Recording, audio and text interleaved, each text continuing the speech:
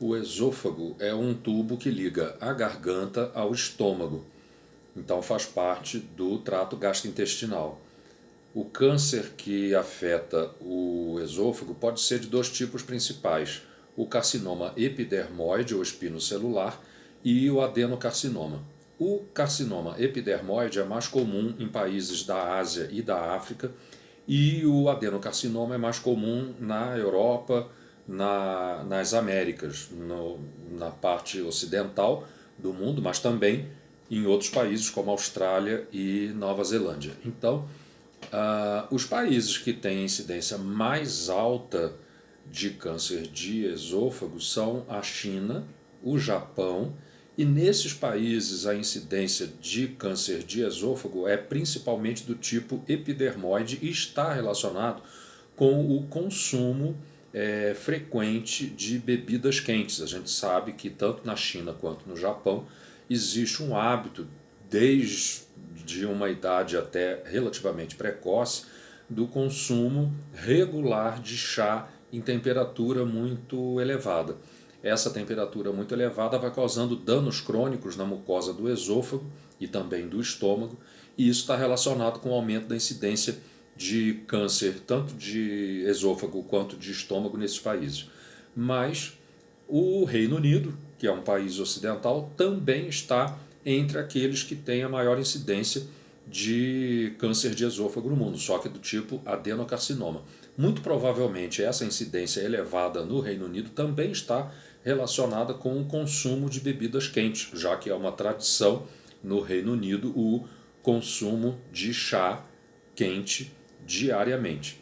A incidência de câncer de esôfago no Brasil é ligeiramente abaixo da média mundial. E, de modo geral, o câncer de esôfago afeta muito mais homens do que mulheres. Cerca de 80% dos casos são diagnosticados em homens. E a idade mais acometida é acima de 50 anos, onde ocorrem 90% dos casos de câncer de esôfago. Já foram identificados vários fatores que contribuem para o risco de desenvolver o câncer de esôfago. O principal deles, e que está relacionado com o risco de adenocarcinoma do esôfago, é o refluxo gastroesofágico. Então, quando as pessoas têm refluxo do conteúdo do estômago para o esôfago, isso aumenta muito a lesão da mucosa do esôfago pelo ataque do ácido estomacal. E aí, então, existe a lesão crônica, a inflamação crônica do esôfago, que acaba levando ao desenvolvimento do câncer. A obesidade também é um fator importante, e a obesidade é um fator de risco para praticamente todos os tipos de câncer, mas especificamente no caso do câncer de esôfago, a obesidade também contribui para o refluxo. A obesidade contribui para todos os tipos de câncer através da produção de substâncias inflamatórias no tecido adiposo, nas células do tecido adiposo, os adipócitos, e normalmente o tecido adiposo produz essas substâncias inflamatórias e isso alcança a corrente sanguínea, circula no corpo todo, e essas substâncias inflamatórias estimulam a proliferação de células cancerosas. Então, quanto maior é a quantidade de tecido adiposo no indivíduo, maior é a quantidade de substâncias inflamatórias circulando no sangue, maior é o risco de todos os tipos de câncer praticamente. Mas especificamente no caso do câncer de esôfago, a obesidade também contribui para o aumento da chance de refluxo. E curiosamente, mesmo em pessoas que não têm o índice de massa corporal na faixa da obesidade. Então, o índice de massa corporal é uma relação entre a altura e o peso, e para pessoas com o índice de massa corporal já na faixa do sobrepeso, que é acima de 25, a pessoa já tem um risco aumentado. Lógico que quanto maior o índice de massa corporal, maior é o risco de câncer de esôfago, mas nem precisa ser obeso para já ter aumento do risco do câncer de esôfago. A alimentação, que tem muitos alimentos de origem animal, principalmente as carnes, e dentro desse grupo das carnes, mais ainda se são carnes processadas, carnes salgadas, curtidas, defumadas, churrascos, grelhados e as carnes vermelhas em geral. Os laticínios gordos, né, ricos em gordura, e tem gordura saturada, colesterol e também proteína animal, também está relacionado, no consumo desse tipo de alimento, também está relacionado com o aumento do risco de câncer de esôfago.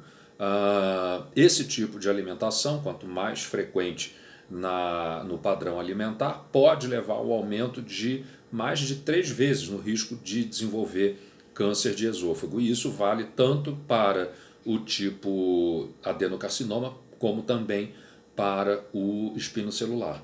O uso de suplementos de cálcio também aumenta o risco de adenocarcinoma de esôfago. Então, isso é um motivo a mais de preocupação. Existe já na população há muito tempo uma tendência cada vez maior de se automedicar, ou às vezes até com prescrição médica, fazer uso de suplementos de cálcio, muitas vezes sem uma indicação precisa, dentro de determinados critérios que são das sociedades científicas da área médica.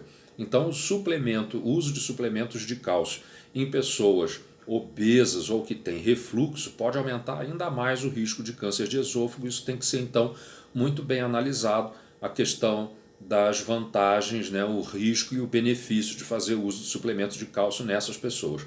O tabagismo também aumenta o risco de câncer de esôfago, tanto do tipo adenocarcinoma quanto do espinocelular. O consumo excessivo de bebidas alcoólicas também leva a um aumento, mais especificamente de carcinoma espinocelular. Como o consumo de bebida alcoólica e o tabagismo são fatores de risco para desenvolver câncer de esôfago e são hábitos muito mais frequentes em homens do que em mulheres, por esse motivo, principalmente, o câncer de esôfago é muito mais comum entre homens.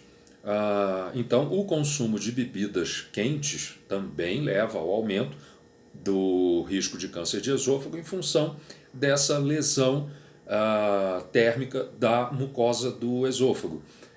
E isso vale para qualquer bebida quente, pode ser café, chimarrão, chá de qualquer tipo, leite muito quente, mas principalmente quando a temperatura da bebida está acima de 65 graus. O consumo de conservas do tipo picles também aumenta o risco de carcinoma espinocelular, e esse tipo de alimento é muito consumido no Japão, e isso também pode estar relacionado com o aumento com a incidência muito elevada de câncer de esôfago nesse país. O reuso de gordura de frituras também aumenta muito o risco de câncer de esôfago. Então, aquela história daquele alimento que vai sendo vendido e que é frito e a gente nunca sabe quando que aquela gordura foi trocada. Então, reutilizar com muita frequência essas gorduras de frituras podem aumentar significativamente o risco de câncer de esôfago. Mas tem outros fatores ainda. O consumo elevado de açúcar ou de carboidratos de elevado índice glicêmico, ou seja, aqueles alimentos que a gente absorve muito rapidamente a glicose. E muitos deles são, por exemplo, as massas feitas com farinha refinada e não integral. Enfim, existe uma série de alimentos, principalmente essas fontes de carboidrato de absorção mais rápida. E, curiosamente, um outro fator que também está associado com câncer de esôfago é o consumo em doses altas de vitamina D.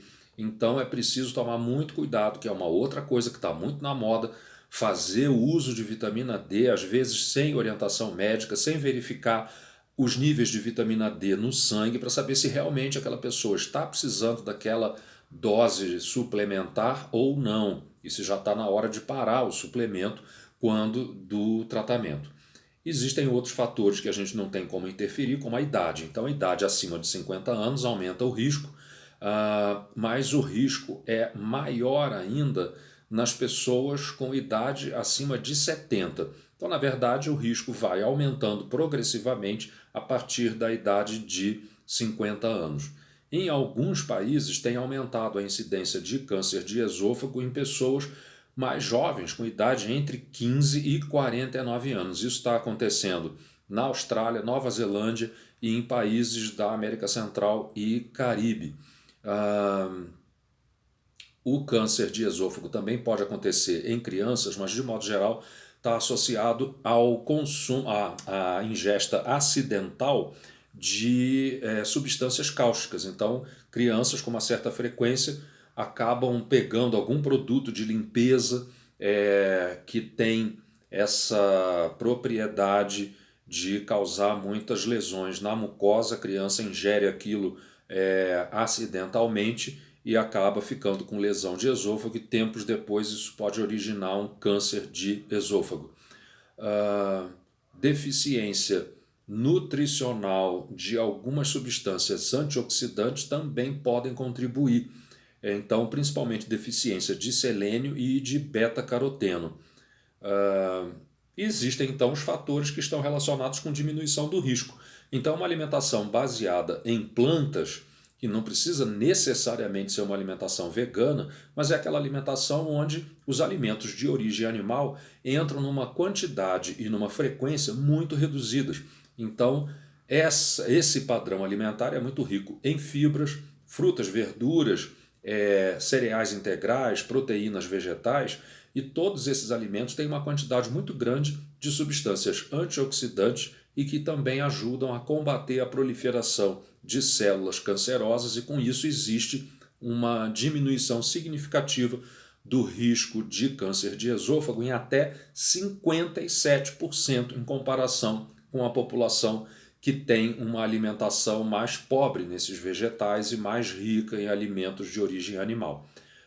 O tratamento do refluxo com inibidores de bomba de prótons, do tipo omeprazol, pantoprazol, também diminui significativamente o risco de câncer de esôfago. O uso de estatinas, que são medicamentos usados para tratamento do colesterol elevado, reduz o risco de câncer de esôfago em até 80%. Isso se deve não a uma relação do câncer de esôfago com os níveis de colesterol no sangue, mas são efeitos das estatinas que são outros efeitos além deste efeito sobre o colesterol. As estatinas têm vários outros efeitos no nosso organismo além da redução do colesterol. E esses efeitos também levam à diminuição do risco de vários tipos de câncer. Especificamente no caso do câncer de esôfago, o uso de estatina diminui em 80% o risco. O ácido fólico, que é uma vitamina relacionada com as vitaminas do complexo B, o uso de suplementos dessa vitamina reduz o risco em até 38%.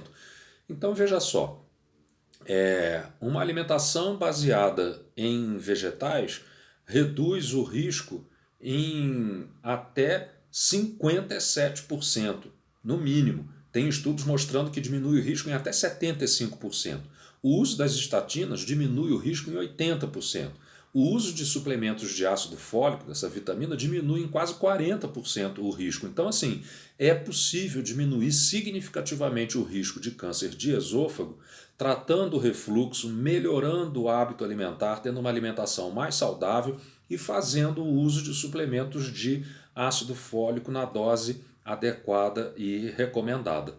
Então, de modo geral, o câncer de esôfago ele precisa ser diagnosticado precocemente para que haja uma chance de cura mais elevada, e infelizmente nem sempre isso acontece, porque muitas vezes o câncer de esôfago é assintomático. Então, se a pessoa não faz uma endoscopia para verificar uma queixa de dor epigástrica, de dor de estômago, ou quando a pessoa tem manifestação de refluxo, como a azia, que é uma dor tipo queimação nessa região, a pessoa acaba não descobrindo o câncer de esôfago precocemente.